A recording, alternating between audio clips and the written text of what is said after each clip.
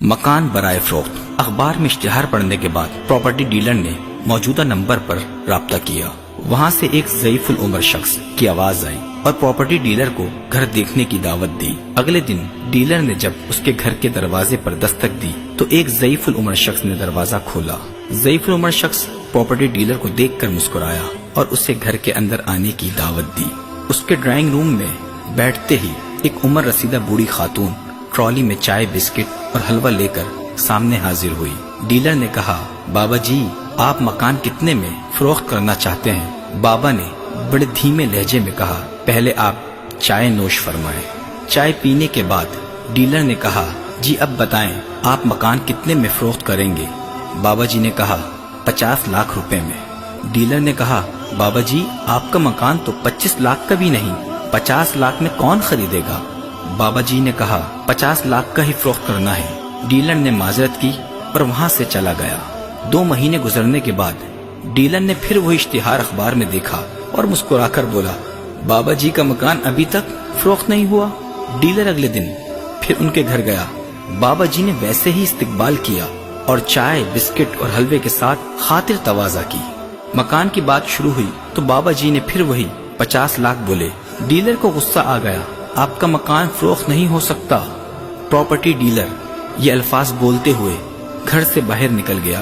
कुछ दिनों के बाद डीलर के दोस्त ने कॉल की और बोला, एक मकान देखने जाना है, सस्ते में मिल रहा है। प्रॉपर्टी डीलर मकान देखने दोस्त के साथ निकला तो दोस्त उसी मकान पर ले गया। डीलर ने दोस्त से कहा, ये बाबा पागल है, इसको मकान नहीं बेचना।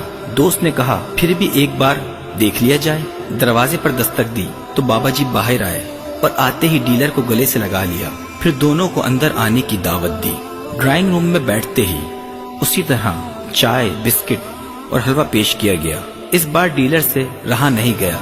उसने बाबा जी से पूछा, बाबा जी, आपको मकान फरोख्त नहीं करना तो बार बार इश्तिहार क्यों देते हो? क्यों हमें बार बार यहाँ आने पर मजबूर करते हो? बाबा जी ने बूढ़ी खातून की तरफ नम आंसू से देखा और आंसू साफ करते हुए डीलर से मुखातिब हुए, बेटा, हम दोनों बूढ़े हो चुके हैं। हमारे 3 बेटे हैं, उनको आला तालीम दिलवाई, अब वो मुल्क से बाहर हैं, उन्हें हमारी कोई फिक्र नहीं।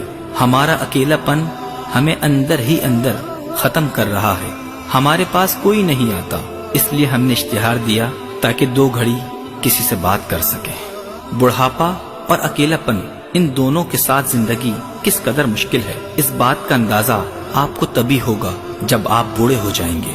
ये सब सुनते ही डीलर बाबा जी के करीब आ गया और उनके आंसू साफ करते हुए बोला, मेरे वालिदैन दुनिया में नहीं रहे, आज के बाद आपको अपने बेटों की कमी कभी महसूस नहीं होने दूंगा। मैं रोज आपके घर आऊंगा। ये सुनते ही बाबा के चेहरे पर मुस्कुराहट आ गई।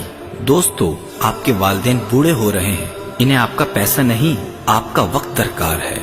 आप जब अपने वालिदैन के पास बैठें तो आज के दौर की सबसे बड़ी बीमारी मोबाइल फोन को उस महफिल से दूर रखें। जो वक्त आप मोबाइल को देते हैं, कोशिश करें वो वक्त वालिदैन के साथ हंसी खुशी गुजारें। अकेलापन इंसान को पागल कर देता है, जहनी मरीज तक बना देता है। आपसे गुजारिश है, कुछ वक्त अपने वालिदैन को भी दें। अगर आपने अभी तक हमारा फेसबुक पेज लाइक नहीं किया तो अभी हमारा फेसबुक पेज लाइक कीजिए